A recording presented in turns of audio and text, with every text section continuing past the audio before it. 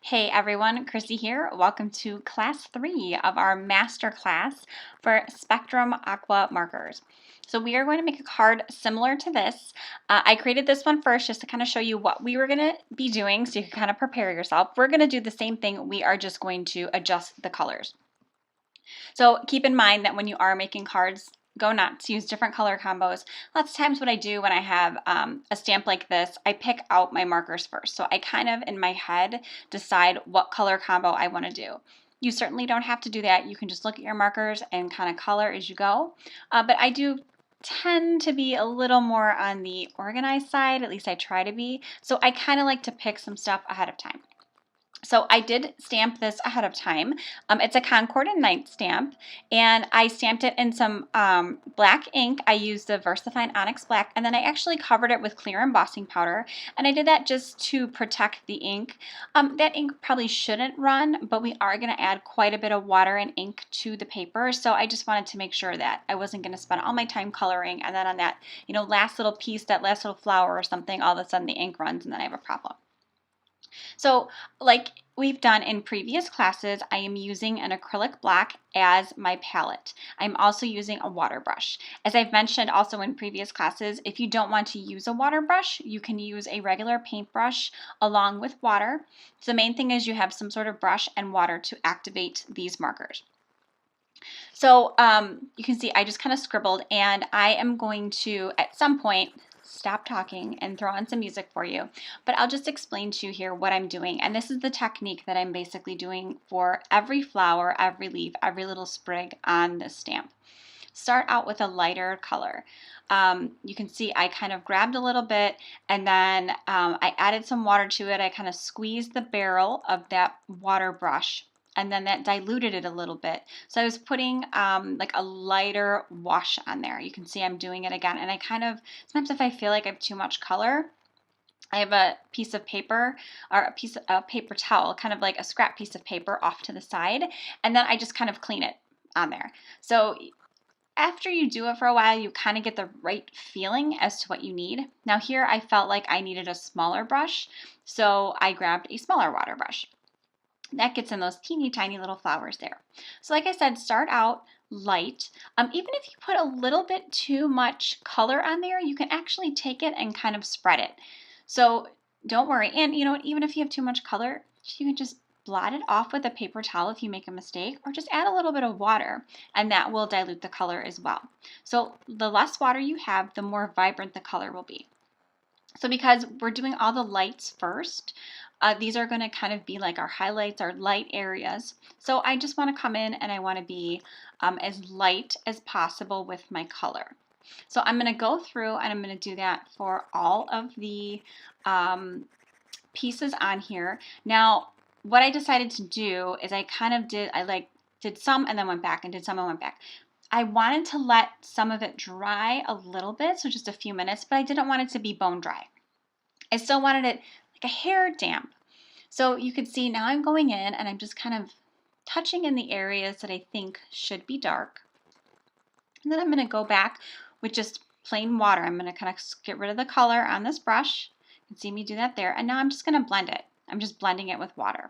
So this is kind of similar even to alcohol markers or any other type of medium you would use for blending, that you can blend them together. And for this, we're using water to blend it. So it's really, really simple. You don't need a lot to use these. You literally just need the markers, the water, and the brush. Like I said in previous videos as well, you don't even have to use water. You can use like sparkle markers as well if you prefer to do that. So this actually, I kind of go over everything multiple times. It's not just a quick like one, two, we're done. I go through, I kind of keep adding color, keep adding the darkness. Everyone loves that watercolored look where you have a bunch of the layers and everything like that. This is how you achieve that. You can't just do it in, hey, I'm putting down a light one, hey, I'm putting on a dark, I'm blending them, that's it. You got to kind of keep going back over it. So, you give a little bit of time for dry time, and then you go back in and you add a little bit darker, and then you blend it again. So it's very, very repetitive. But it's worth it because you do end up getting a beautiful piece as a result. And honestly, the more times you do it, you're practicing and you're getting better and better each time. So I am going to let you kind of watch some of my coloring here. I'll jump back in when I have a few more things to talk about. So go ahead and color along with me, and I will talk to you shortly.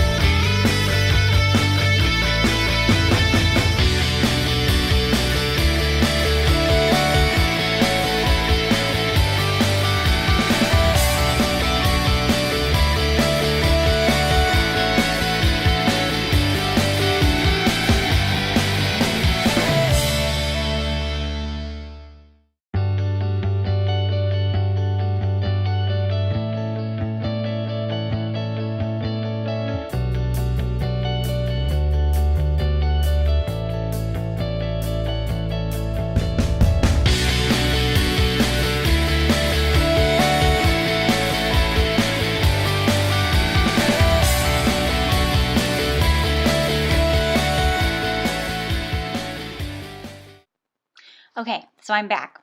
So now you can see for the most part, I've kind of stuck with the same colors to create depth. So I haven't used, say, like 2 greens or 2 oranges or anything like that. So now for the leaves, I am going to do that. You can certainly mix multiple colors together when using these markers, just like you can with regular watercolors. You don't just have to use only pink and then just keep adding color on top of it to get a darker pink. You can add other pinks, you can add purples, you can add blues, whatever you want to do to get that look of depth, the shadows, everything like that. So I came in with a darker green for the leaves. I felt like I didn't need to do it for the flowers because I was happy with the result of just using a single color on the flowers. But the leaves, I just felt like they needed a little bit more. That green color that I used for basically the wash for the leaves in the background was really bright, and so I used this darker, it's like a moss green, to really kind of make those leaves pop. I basically looked at the way the veins were in the leaves and just kind of went up from there. And I did pretty much the same thing with the flowers. I kind of looked at, hey, the inside of the flower should be dark, the outside there's some petals overlapping or kind of bent over, so there should be some darkness there. Now, if you come across a stamped image or a digital image or something and you're going to watercolor it, don't be afraid to go ahead and Google an actual image. Look up that image online or find it in a magazine or a book or something like that. Use that as a reference. There's absolutely nothing wrong with that. I do that all the time. Where I get like a stamp of a bird or something and I'm like, I wonder what this is supposed to look like. Or even a flower. Now these flowers, I just kind of pick the colors because I just like the color scheme. But if you have like a posy or something and you're like, oh, I wonder what colors they come in, Google it. I do it constantly. And then honestly, when I have a picture that I'm referencing, I find that it does, my finished piece, what I watercolor, does come out more realistic because I'm looking at something that's actually real. If you just want to go whimsical, which is kind of what I've done here, where I'm just like, I like this color combo, let's do this, go for that too. Whatever you want to do works. All these markers work well together. You cannot go wrong with watercoloring. There is no wrong. So don't be afraid to experiment. Even if you want to experiment like on a scrap piece of paper, try different color combos. Go crazy. Don't be afraid to try something new. Look at how dirty my paper towel is, all those times that I've gone over and changed color and stuff like that. Just make sure when you are jumping from one color to the next, that you do clean off your brush or use a different brush. If you want to have multiple brushes ready or something, you can do that. Because if not, you're working green and red, you could end up having like some of the green and the red, and that's fine. But if you don't want that, then you could end up kind of being like, and then you have to kind of add water, blot it out. You can fix it. That's the wonderful thing with these watercolors, is that if you make a mistake, it's super easy to fix. If you color outside of the lines, let it dry, add a little water, and blot it out. So these are really, really simple. You just kind of got to get that basic hang of how to use them. And in our first two classes, we kind of go over all the basics. So this is a little bit of a step up that now we're actually ready to color. So if you are just jumping into this now, watch those first two videos, and that'll give you a better handle on everything.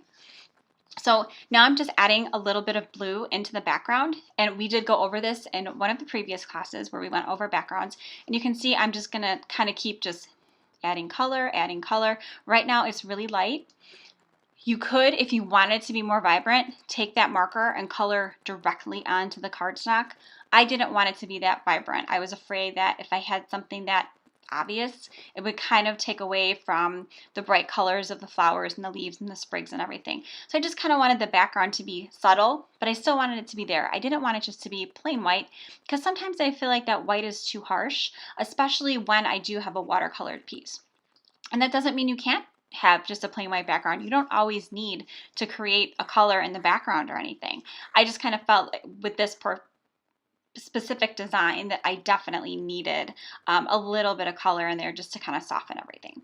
So I'm just going to use my heat gun. I'm just going to hit that a little bit because I want to make sure that it's nice and dry. Remember, we are adding a lot of water, a lot of ink. We are really, really attacking this paper. So, be gentle. It kind of will curl, it might buckle a little bit. Don't worry. If your paper is buckling a lot, if you want to leave it out overnight to let it dry, you can do that. Just put like a heavy book or acrylic block or something over it, and in the morning it'll be dry and it won't curl at all. So now to complete the rest of this card, I decided that I was going to make I kind of wanted like a little banner going across it. I didn't want to take away from the flower, and then obviously I left no room on the card anywhere to stamp a sentiment, which is fine because again, I didn't want to stamp over it. So I used this adorable, I love this font, this adorable thankful stamp. It's the Catherine Fuller design stamp, and I will link everything in my post so you can check out all the supplies and everything I used, all the markers, everything, stamps, all of it. And then I just put a little bit of the gold embossing powder on it. I don't know, I thought it would look really classy, like the black and the gold together, and it would really pop with the colors that I used for the watercoloring. So you can just see I'm heat embossing it. And if you've never done this before, we have tons and tons of videos here at Stamp Nation on different ways to emboss and everything like that. So please do a search, check those out, check out all of our classes. So I'm just going to speed this up because really this is just the assembly of the card. We're kind of getting down to the nitty gritty here where I'm just adhering it on there. This I'm going to adhere using some foam squares. If you're not familiar with those, they're fantastic if you're looking for dimension on your card because they're just little pieces of foam that are sticky on both sides and they can kind of pop everything up on your card. So I wanted that sentiment to stick out a little bit and again, kind of be away from the flowers so it wasn't hiding too much. And this way, most of that image still shows. And I mean, realistically, if you want to show more, you can probably cut around the sentiment and then even more will show. So thank you so much. I really hope you give this a try. I can't wait to see what you guys create. And thank you so much for being a member of Stamp Nation.